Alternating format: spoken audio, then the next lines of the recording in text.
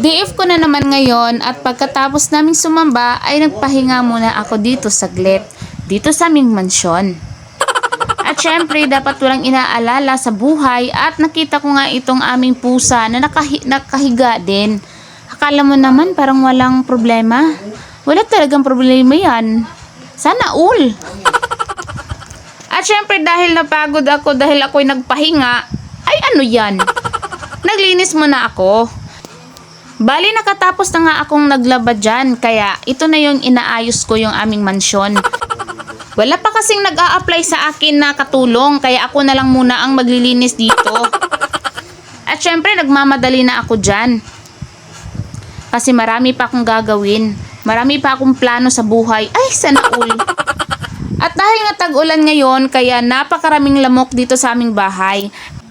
Kaya pagkatapos kong maglinis, nag-spray na agad ako.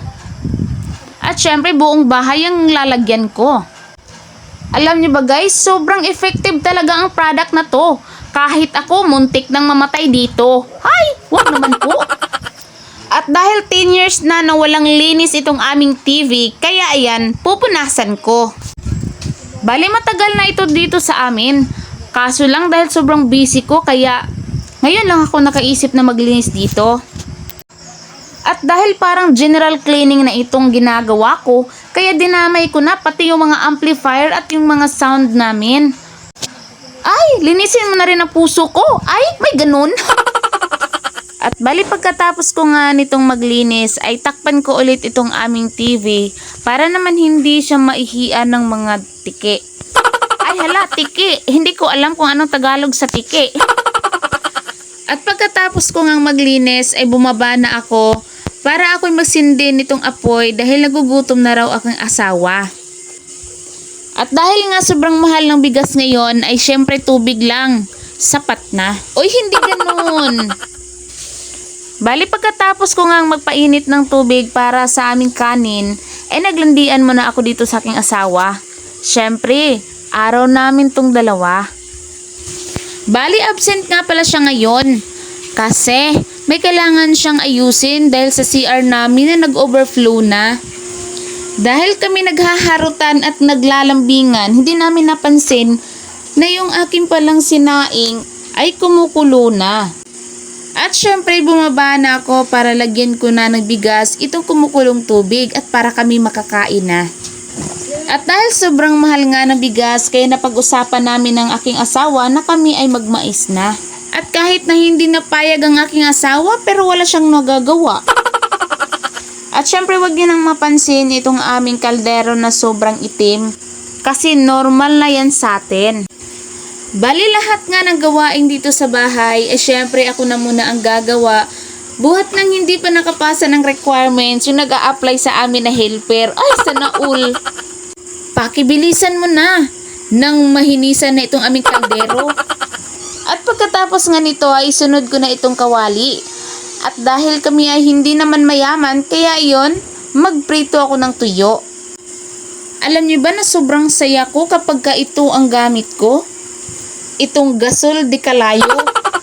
After 365 days, init na yung ating kawali. Kaya lagay ko na itong ating mantika. At syempre, ayun na ang ating tuyo ay lumangoy na. Dinamihan ko na pala ang pagluto nito dahil hanggang tanghalian at hapunan ang ulam na to. O siya, sa mga anak ko, wag muna kayong paubo-ubo.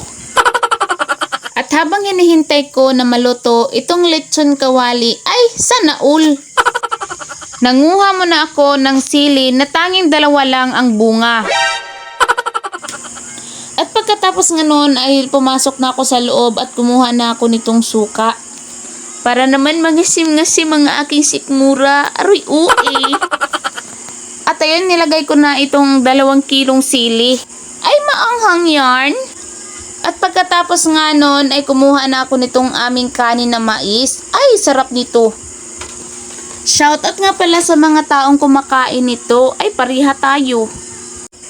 At pagkatapos nga nun ay tinawag ko na yung aking asawa dahil gutom na daw siya.